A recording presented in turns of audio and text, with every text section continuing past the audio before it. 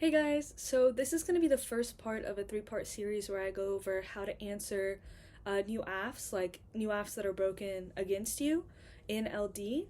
And today I'm just going to be giving you my general thoughts on on the concept.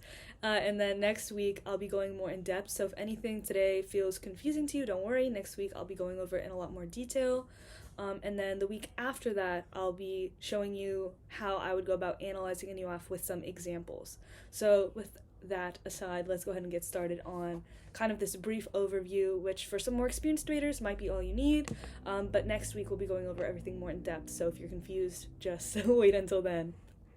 Okay, so there are kind of three phases that I would break down this preparation in, because being prepared before the tournament does a lot for you when it comes to being able to answer new affs. So before the tournament, first I would try and identify the different types of affs that exist under the topic.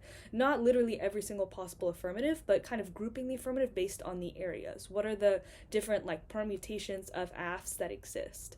Then I would create a document where underneath a heading for each of these types of affs, you have all of your generic shells. So all of the T shells, theory shells, Ks, counterplans, disads that would link to any affirmative under that heading would go under that heading. And you would do that for all of the possible areas.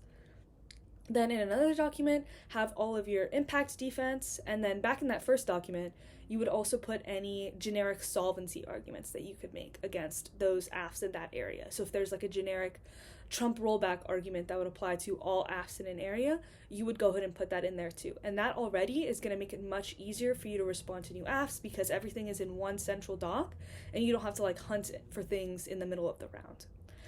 Then, before the round, once you've gotten disclosure, you know that it's going to be a new aff, you can spend that prep time making sure that you have that document up, looking at it, making any refinements that you need to, refamiliarizing yourself with the Dropbox, making sure you know what everything is, just trying to get in a good mindset as well, not freaking out. Just because it's a new aff doesn't mean that they're super prepared for this new aff. It's possible that they're as nervous as you are because they've never read this aff in a row round before.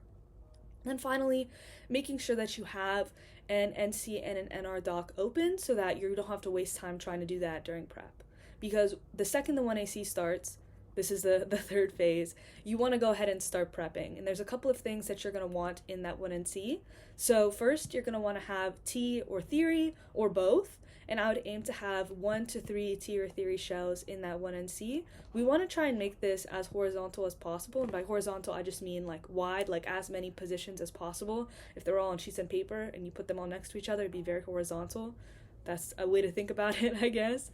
So then you would want a disad or a couple disads, and then a K or a counterplan, or both, depending on what you have that links. And then, this is really important, you don't want to be dropping case just because it's a new aff. This is where you can read that impact defense. You want to be reading impact defense against every impact if possible. You want to be cross-applying any arguments off case that apply as turns or solvency takeouts on case, and you want to be trying to identify gaps in their arguments, kind of the way that I talk about in the cross-ex video, which I'll link below. Oh, my bad.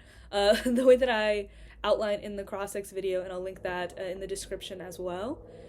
And then, where was I? The thumbs up threw me off. Yeah, and that's pretty much it. You still want to be addressing solvency so that they can't use any tricks or spikes that you might not have noticed in the next speech because they won't have access to it. And that's pretty much it. You want to try and use as little prep as possible. Just because it's a new aff, you don't want to be using all 4 minutes. And if you start prepping as soon as the 1AC starts and you're really set up in this way, you should be pretty well off in the next speech.